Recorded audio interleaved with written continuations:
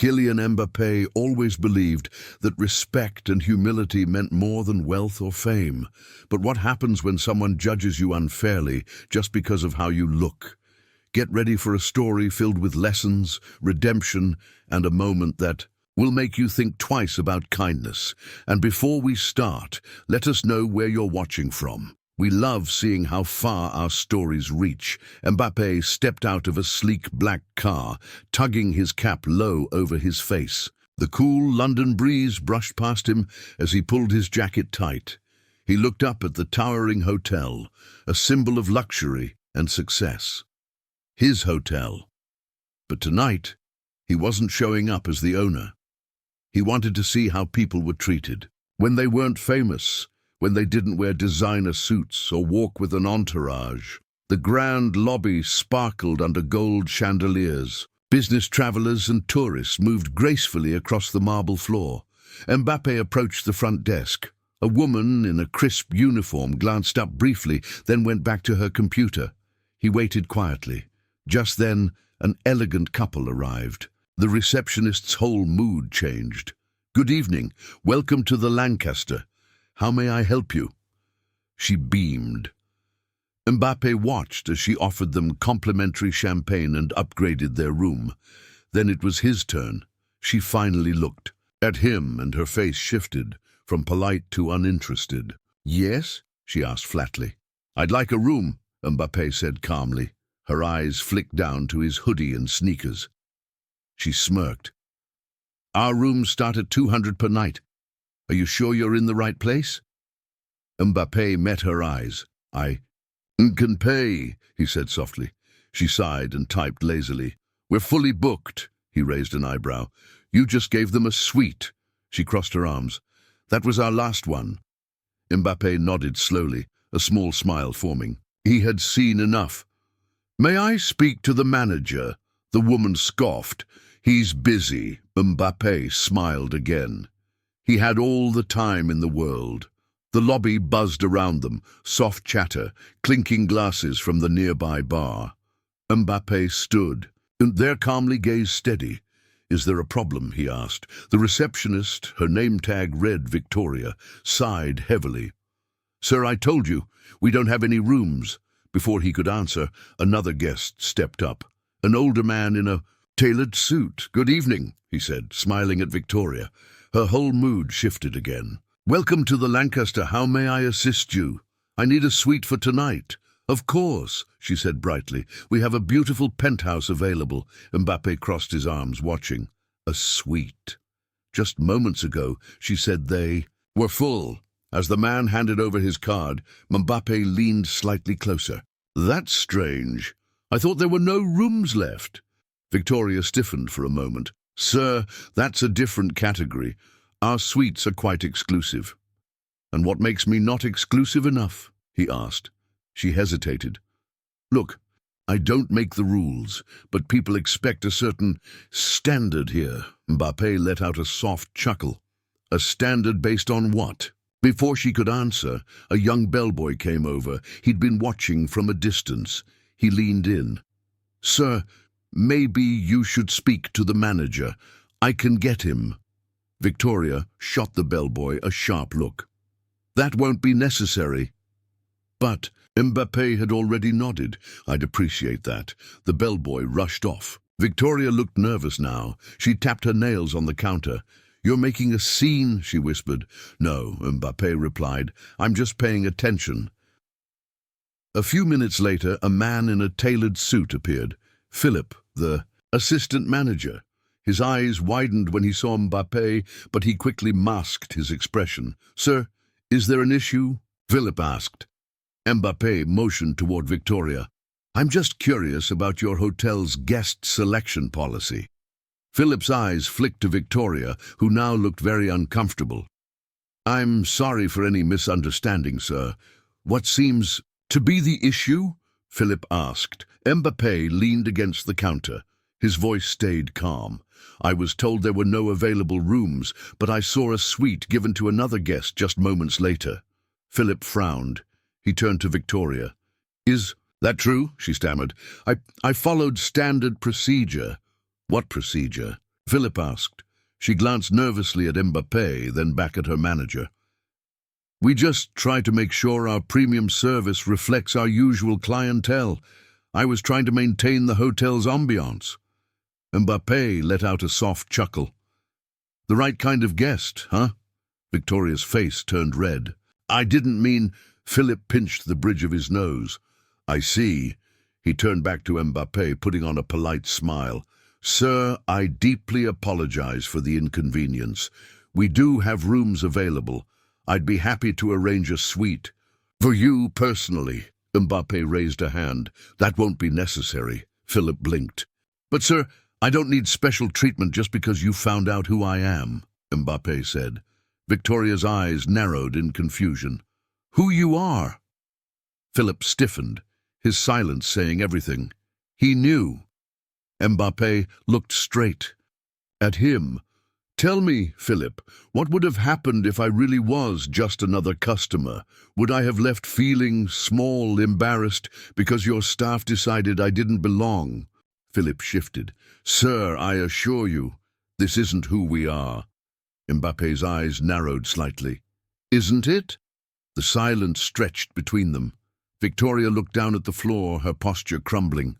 I won't be staying tonight, Mbappé said, turning away. Philip took a step forward. Sir, please, let us make this right. Mbappé looked over his shoulder. You'll get that chance tomorrow morning. I assume all staff will be present? Philip nodded. Yes, sir. Good, Mbappé replied. He gave a faint smile. Then I'll see you then. He walked out, leaving Victoria frozen behind the desk, her stomach churning. The next morning, all hotel staff were called into a meeting. Rumors swirled. Something about a guest and a serious complaint.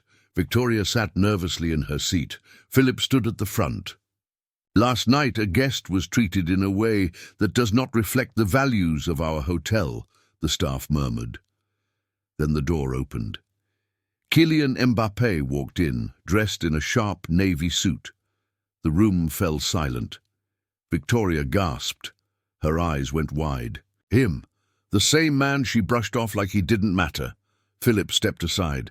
Ladies and gentlemen, I'd like to introduce the owner of this hotel, Mr. Kylian Mbappé. Shock rippled across the room. Mbappé stood at the front.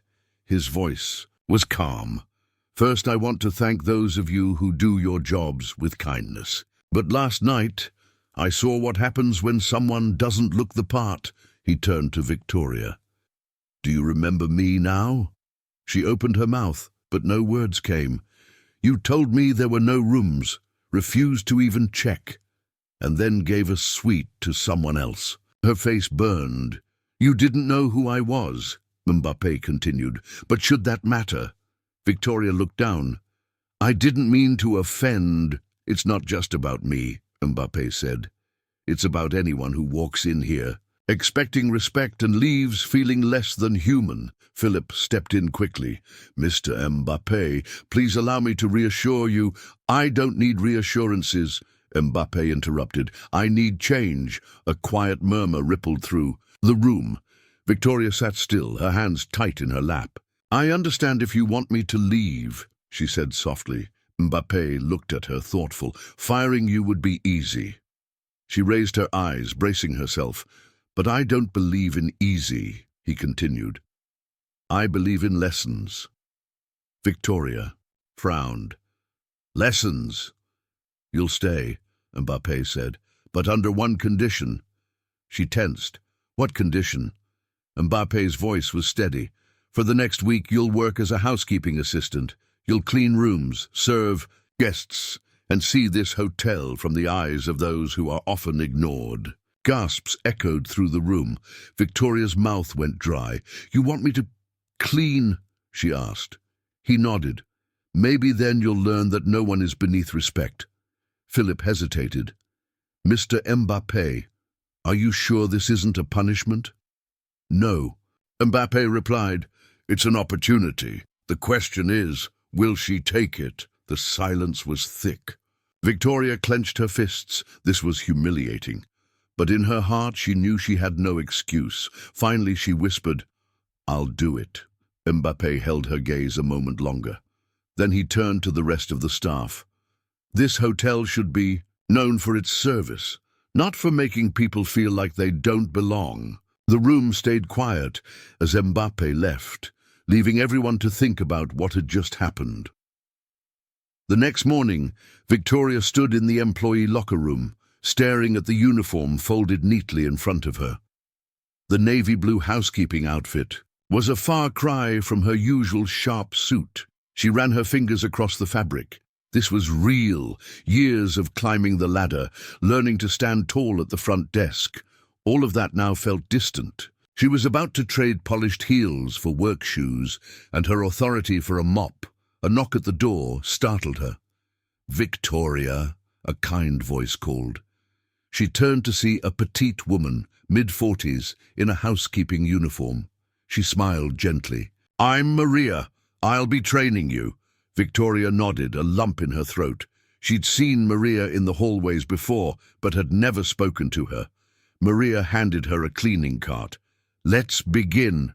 Their first stop was one of the luxury suites on the top floor. The moment they opened the door, the smell of leftover food and expensive cologne hit her. Towels on the floor, bed unmade, dishes left everywhere. Victoria wrinkled her nose. "Not so glamorous when you're the one cleaning it, huh?" Maria said with a smile. Victoria gave a tight smile. "Not exactly." Maria handed her gloves. "You take the sink and mirrors. I'll do the tub." Victoria hesitated, then grabbed the supplies. As she scrubbed the bathroom mirror, she caught her reflection. Eyes unsure, shoulders tense. For years she had walked past these rooms, never thinking about the work behind the scenes. Now, she was the one wiping it clean. Maria glanced over. "You okay?" Victoria sighed. "It's different, seeing it from this side." Maria nodded. "You get used to it. But maybe that's the problem." Victoria looked over. "What do you mean? People don't notice us? Not unless they're upset," Maria said softly. "They just assume rooms get cleaned by magic." Victoria felt a quiet sting in her chest. She had never been cruel to housekeeping staff, but had she ever really seen them? Maria handed her a fresh rag. "Come on, we've got 6 more rooms." By midday, Victoria's back ached. Her arms were sore. She had changed sheets, scrubbed bathrooms, and vacuumed more than she ever had in her life. Every time she thought they were done, Maria gave her another room to clean. In the last suite of the shift, a woman stood near the window in a silk robe sipping coffee.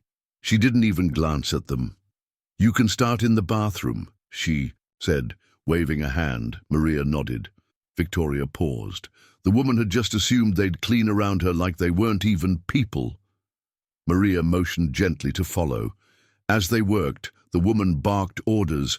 "Make the pillows extra fluffy. Wipe the dresser again. Close the curtains. The light is too bright." Victoria felt heat rising in her chest. The woman never said, "Please," never said, "Thank you." Just commands. And for the first time, Victoria saw how it felt to be invisible. As they left the room, Victoria clenched her fists. "She acted like we didn't even exist," Maria sighed. "Welcome to my world." Victoria's stomach twisted. She had been that kind of person, not exactly the same, but close enough. She had judged people by how they looked, made assumptions, offered respect only when it seemed deserved. Now she was on the other side. Back in the locker room, Maria looked at her. "You did good today." Victoria slumped onto the bench. "I don't know how you do this every day," Maria smiled. "You get used to it." Victoria shook her head. "Maybe that's the problem." Maria tilted her head. "You know, I heard what happened with Mr. Mbappé." Victoria stiffened. "Most people would have quit after being called out like that," Maria said. "I thought about it," Victoria admitted. "But you didn't." "No, I didn't." Maria gave a nod. "That says something." That evening, Victoria sat alone in the cafeteria. Her reflection stared back at her in the window. She had once believed success meant standing behind the front desk, dressed sharp, giving orders. But maybe true success was something else, something humbler. Maybe it was about seeing people, really seeing them. Respect, she realized, wasn't something you demanded. It was something you gave, and she was ready to prove she had learned that. Next morning she woke early, her body still sore from the previous day. As she put on the housekeeping uniform again, she noticed something different in the mirror. Less pride, more awareness. Maria was already waiting. "Ready for day 2? She asked with a grin. "Not really," Victoria said. Maria laughed. "Honest. I like that." They started with a ballroom cleanup. A big event had left it a mess. Glasses, plates, confetti everywhere. Victoria grabbed a trash bag and began working. Then she heard soft laughter from across the room. She looked up to see 2 receptionists, Sarah and Jason, whispering and staring. Jason smirked. "Didn't expect to see you down here." Sarah giggled. "How's life on the other side?" Victoria's jaw tightened, but she said nothing. Maria stepped forward. "You two got nothing better to do?" Jason raised his hands. "Relax, just joking." Maria folded her arms. "Funny, I don't hear anyone laughing." Jason's smirk faded. Victoria took a breath. The old her would have snapped, defended herself, maybe thrown a snide comment back. But she wasn't that person anymore. She picked up the bag and kept working. Let them laugh. She had more important things to do. By noon, Victoria was drenched in sweat.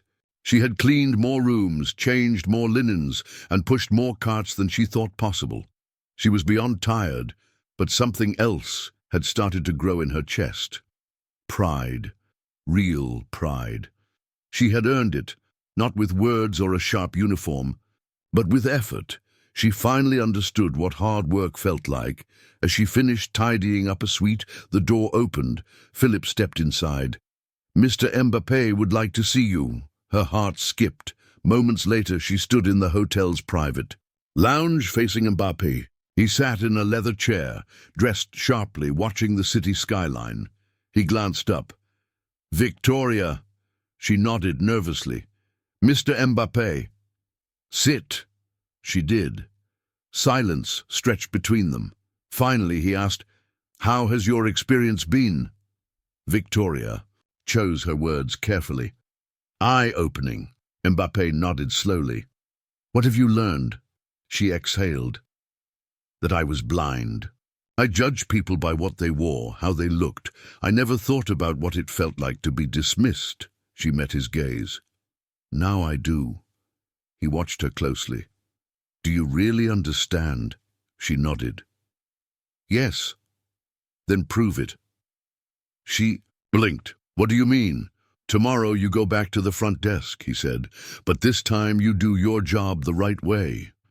"You're giving me my job back?" she asked, surprised. "That depends," he replied. "Will you treat people differently?"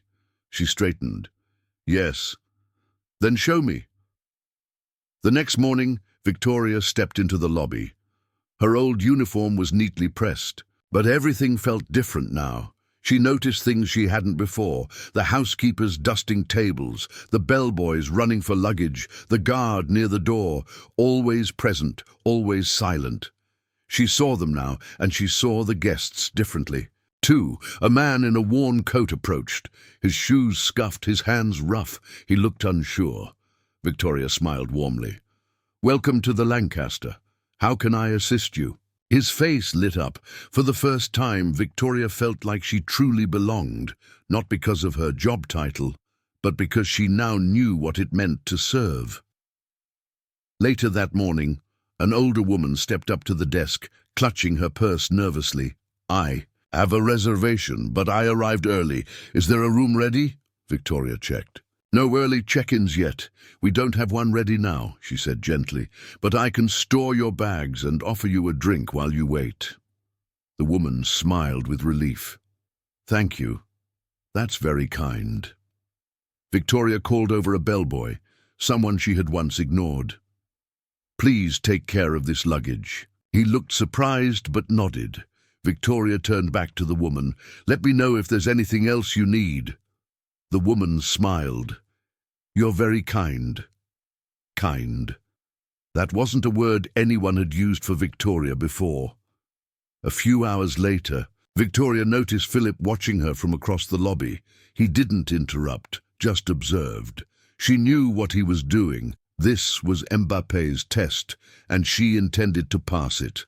Next came a businessman in a sharp grey suit, confident, phone in hand, barely looking up as he placed his card on the counter. "Checking in," he said bluntly. Victoria processed his booking. "Welcome, Mr. Reynolds. You'll be in our executive suite. Would you like help with your luggage?" "No need," he muttered, still staring at his phone. Victoria handed him the key. "Enjoy your stay, sir." He didn't say thank you. In the past, that would have irritated her. Now she just nodded politely. Not everyone would be kind, but she could be. Later that day, just before her shift ended, Victoria spotted a young woman sitting alone in the lounge. She had a small backpack and looked exhausted. Her fingers rubbed her temples as she stared at her phone. Something in her face struck Victoria. She approached. "Excuse me, miss. Is everything all right?" The woman looked up, startled. "I missed my train. The next one's not until morning." Victoria quickly checked the system. There had been a last-minute cancellation on a small standard. I can offer you a room at a special rate if you'd like," she said gently. The woman's eyes widened. "Really? That would be amazing." Victoria smiled. "Let's get you settled." As she returned to the desk, she noticed Philip still watching. This time he gave a small nod before walking away. She had passed the test. The next morning, Victoria was called into Mbappe's office. He sat behind a sleek wooden desk, a cup of tea at his side. He motioned for her to sit. "I've been watching," he said. She nodded. "I know." He leaned back. "So, what did you learn?" She paused, then spoke. "I used to think respect was something you earned by looking the part, by seeming important, but I was wrong. Respect is something you give. It doesn't depend on someone's clothes or title." Mbappé nodded. "You've changed." "Hope so." He studied her a moment. "I want you to keep your position." Her eyes widened slightly. "You do?" "Yes. But now I expect you to lead by example. Treat every guest the way you wish you'd been treated." She nodded. "I will."